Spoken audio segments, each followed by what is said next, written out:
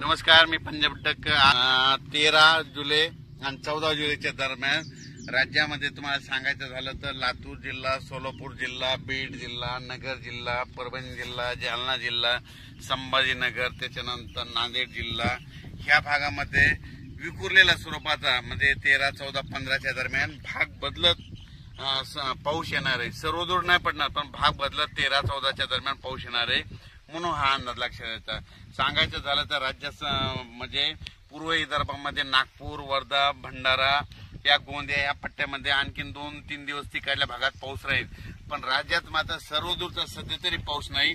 पण राज्यात मग तुम्हाला एक सांगू इच्छितो की राज्यामध्ये सध्या तरी विखुरलेल्या स्वरूपाचा भाग बदलत जिथं पडला तिथं अर्ध्या तासाचा, 1 तासाचा, 20 मिनिटाचा, 10 मिनिटाचा असा पाऊस पडणार आहे म्हणून हा अंदाज लक्षात येतो। मग राज्यात मोठा पाऊस कधी येणार आहे तर माझी सगळ्याला विनंती आहे, तुम्ही काय करा, आणखीन 4-5 दिवस आहेत, शेतीचे कामे करून घ्या, फवारण्या करायच्या तर करू शकता, खुरपण करू शकता। कारण की राज्यामध्ये 17-18च्या नंतर काय होणार आहे, तामिळनाडू, आंध्र प्रदेश आणि कर्नाटक या भागामध्ये आतापर्यंत 1-1.5 महिना झाला पाऊस नाही।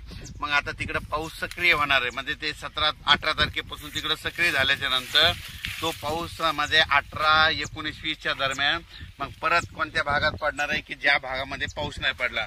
मग त्याच्यामध्ये तुम्हाला सांगतो की त्याच्यामध्ये लातूर जिल्हा, धाराशिव जिल्हा, सोलापूर जिल्हा, सांगली, नगर, कडाष्टी, पाटोदा या भागामध्ये मग 18 तारखेच्या नंतर म्हणजे 18 जुलैच्या नंतर परत तिकडल्या भागात दक्षिणेकडे पाऊस सक्रिय होणार आहे म्हणून हा अंदाज लक्षात घ्यायचा।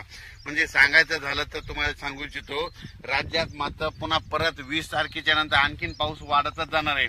पण 18च्या नंतर काय होणार आहे की जे पट्टा आहे म्हणजे कोणता जे भाग पावसापासून वंचित झालेला आहे, लातूर जिल्हा, बीड जिल्हा, सोलापूर जिल्हा, नगर जिल्ह्याचा काही भाग म्हणजे हे भाग आणि सांगली जतचा काही भाग, पंढरपूर या भागामध्ये तुम्हाला सांगू इच्छितो तुमच्यासाठी खरंच आनंदाची बातमी, 18 जुलैच्या नंतर तुमच्या इकडे पाऊस चांगला सक्रिय होणार आहे।